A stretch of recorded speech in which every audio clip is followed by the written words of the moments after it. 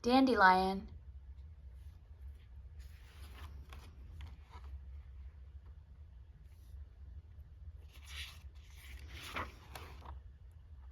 Dandelion. Story and pictures by Freeman.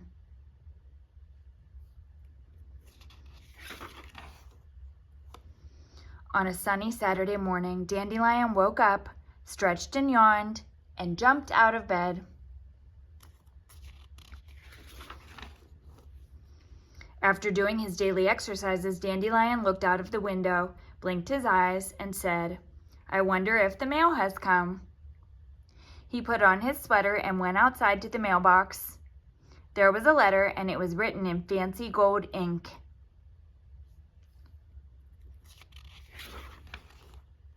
Dear Dandelion, you were invited to my tea and taffy party on Saturday afternoon at 3:30.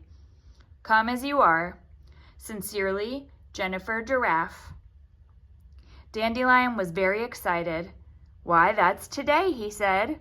"It's a good thing I planned to get a haircut."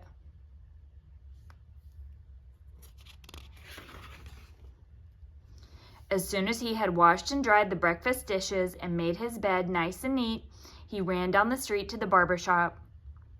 Lou Kangaroo had a chair waiting for him. First, he trimmed Dandelion's hair and then gave him a shampoo. Dandelion thought he should have a manicure too.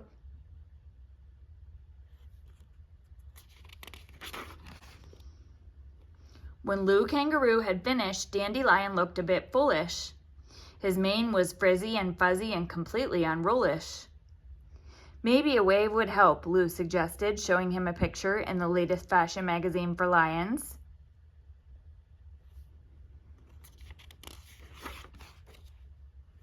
Dandelion agreed.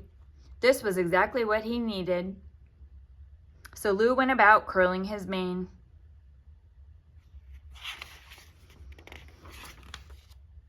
He looked magnificent. But now Dandelion thought he really should wear something more elegant than a sweater to the party.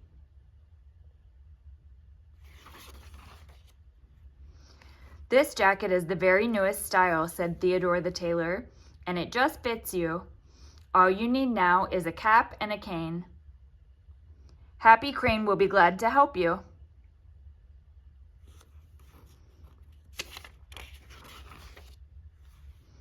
What a dapper dandy he had suddenly become. "It's nearly 3:30, said Dandelion. "I've just time to get something for my hostess."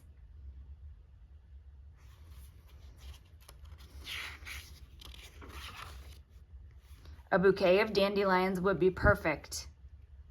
He knew this tall door very well, having been here many times before.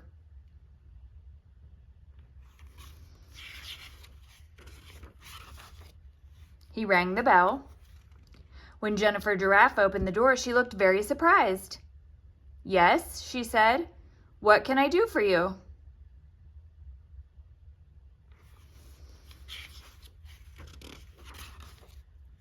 "Why, I've come to your party," he answered. "Oh, I'm sorry, sir, but you are not anyone I know," said Miss Giraffe. "You must have come to the wrong address."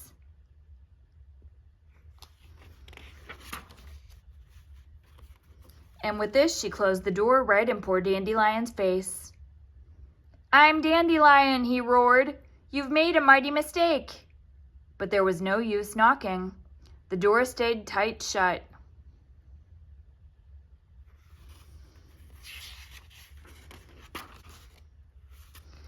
Dandelion began walking back and forth, up and down the long block he paced. And as he paced, the sky grew dark. Then a sudden gust of wind sprang up and blew away his beautiful bouquet. And his snappy cap flew off. To make matters worse, it began to rain in torrents. Dandelion dropped his cane and stood under a weeping willow tree.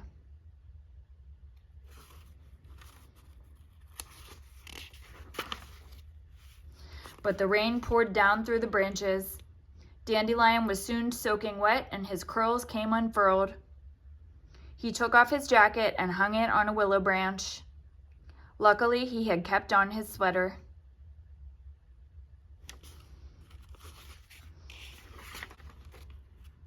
At last, the rain stopped and the warm sunshine came beaming down. Dandelion decided to sit on Jennifer Giraffe's front steps until his mane was dry.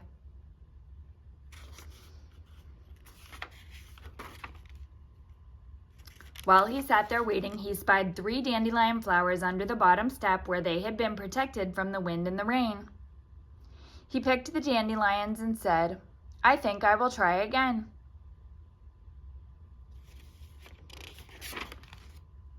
And he rang the bell. "Well, well, if it isn't our friend Dandelion at last," said Jennifer Giraffe. "We've been waiting for you for the past hour. I do hope you weren't caught in that awful cloudburst."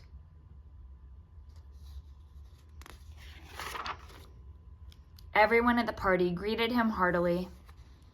Later on, when all her guests were enjoying tea and taffy, Jennifer Giraffe told Dandelion about the silly-looking lion who had come to the door earlier.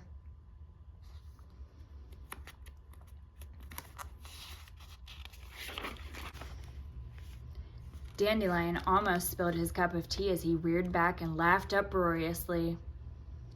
"Oh, that was me. I was that silly-looking lion."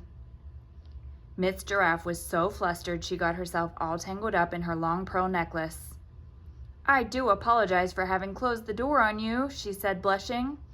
"I promise never to do such a thing again." "And I promise you I will never again try to turn myself into a stylish dandy," said Dandelion as he sipped his tea. "From now on, I'll always be just plain me."